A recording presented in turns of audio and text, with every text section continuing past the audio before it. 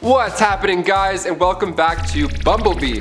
Recently on our channel, we've been digging up our past, taking a closer look at ancient civilizations. We've covered Greece, China, the Mayans, but now today, the spotlight is on the lost queen of Egypt. Here are the top 10 mysteries that surround Cleopatra. Number 10, Cleopatra the 7th. Cleopatra is one of the most well-known names when it comes to ancient queens and kings of Egypt, but did you know that Cleopatra we're seeing referenced in numerous film adaptations was actually the 7th Cleopatra, not the 1st or 2nd or 3rd or 4th. 7th. Egypt's last active pharaoh, born in 69 BC, was the 3rd child to Ptolemy XII.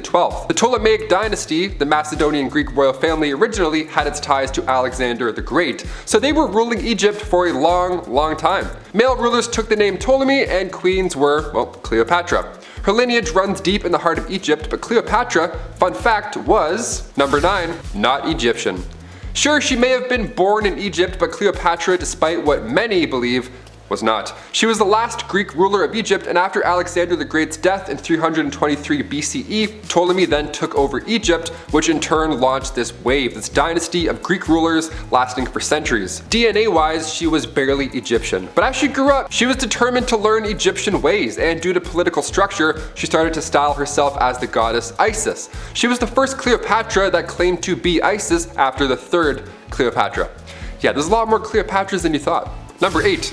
Family problems. When Ptolemy VII died back in 51 BC, naturally the throne was passed down to his son, Ptolemy VIII, and of course Cleopatra VII. So both children were assigned to the throne, Cleopatra only being 18 and her brother being 10 years old. So Cleopatra became the main bread and butter. She was the ruler, and in typical ancient fashion, the two had to get married. You gotta keep it in the family. A couple years passed, and with Cleopatra trying to run the show, little brother wasn't having it. Or rather, her husband and co-ruler wasn't having it. Eventually, Cleopatra was pushed out of Alexandria, and her greed for power over her little brother, equally a co-ruler, had her completely driven out.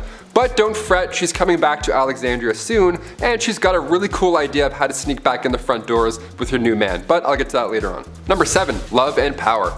It's often thought that Cleopatra just married her brothers, more than one, got power, and then charmed Caesar and Mark Antony and then Bob's your uncle. Well, she wasn't really down for any of this. She didn't seek this lifestyle out per se, nor did her 10-year-old brother. I'm sure it wasn't ideal to be that stressed out when you're that young.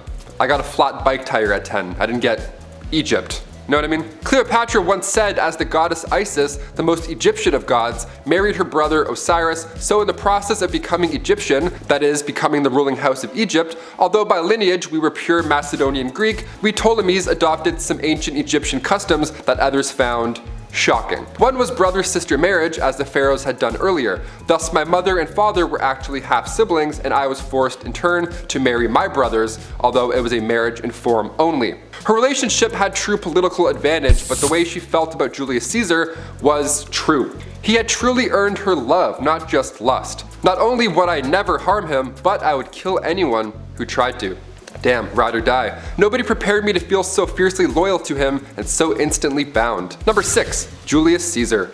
Nicknamed the Bald Adulterer, which is now my new favorite diss ever, Julius Caesar had a history of his own, and his, rather than family and power, was lust. He was known to hook up with tons of people and to get them to fall in love with him just so he could use their power. So of course the two crossed paths. In October 50 BCE, Cleopatra had been kicked out pretty much of the family, so she fled to Syria, but she kept busy.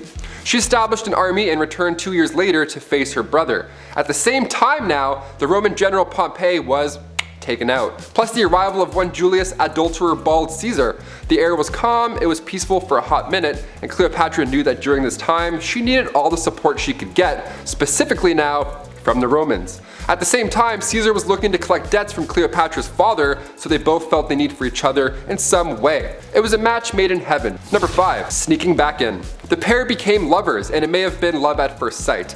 Remember Caesar's really cool nickname? Well, Cleopatra had some wild methods herself. You know, believing she was the goddess Isis, she tried to appear as the goddess on the regular. So she was committed. She made these dazzling entrances whenever she could, but in 48 BC, right when Caesar arrived in Alexandria, during that family feud with Ptolemy VIII, she wanted to meet the Roman general, but she didn't want to be seen. That would cause some drama. So she had herself wrapped up in a linen sack and then personally delivered to Caesar's bedroom, and then unraveled, and out comes Cleopatra. She won the heart of Rome's future dictator, and eventually she regained Egypt's throne. Nice.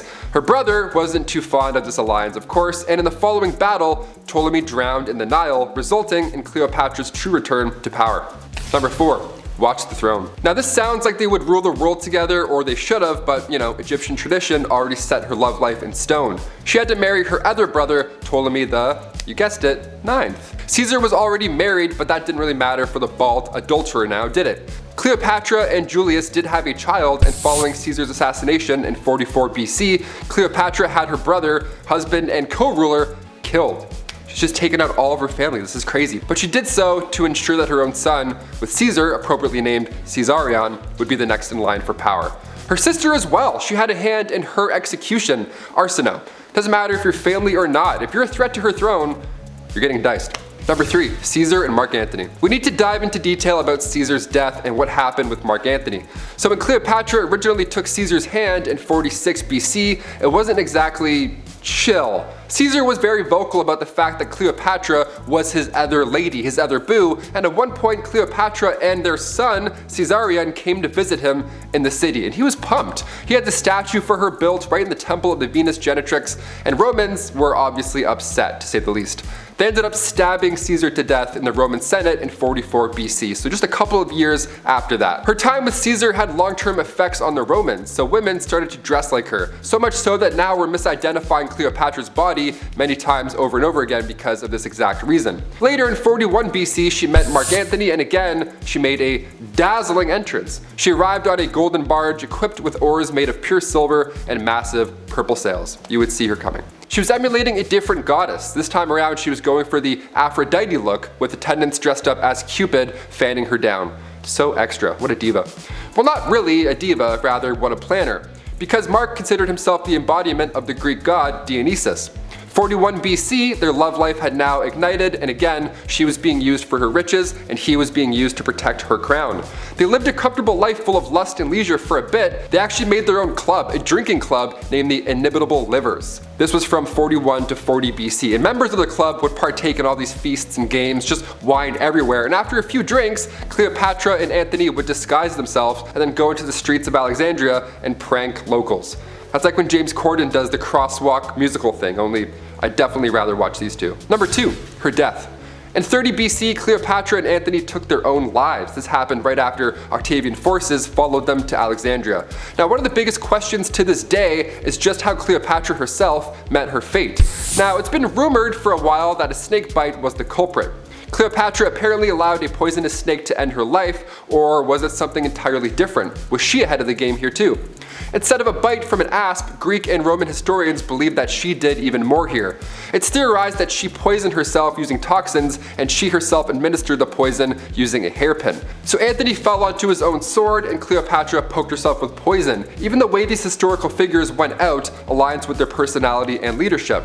Because like I said off the top, Cleopatra was brilliant, specifically in chemistry. Nobody really knows, but this theory of her poisoning herself definitely checks out. But where's the body? Number 1, her tomb. So her death is one thing, but cut to today, we're preserving as much as we can about ancient Egyptians. We're trying to learn more. Ramses II literally got a legal passport thousands of years after he died because officials felt bad marking the mummy as luggage. We're literally digging up the past to find her tomb now. The last queen of Egypt has been lost for over 2,000 years, and we might be getting close to finding her, maybe. There's a site called Taposiris Magna. It's about 30 miles west of Alexandria, and for about 15 years now, excavation teams have been carefully finding remains that date back to that time, that go back to 30 BC. They found coins that were created during her ruling, so we're getting close. There's of course many who believe we're not getting close at all and that we'll never find her. And they're party poopers, but they also may have a valid theory. Many scholars believe the queen was buried inside Alexandria, but that many years ago, it's possible she's now underwater. Due to coastal erosion, there's a section of Cleopatra's palace that is now underwater, so it really is up to chance. What do you guys think though? Will the lost queen of Egypt ever be found, or do you think she was already found and nobody knows? Let us know your theories down below. Guys, thank you so much for joining us today on Bumblebee. I've been your host, Taylor McWaters, and if you're loving the ancient Egyptian themes that we have going on here, drop some comments or suggestions for future lists, and then we'll do the rest. Have a lovely weekend, and we'll see you next time on Bumblebee. Peace.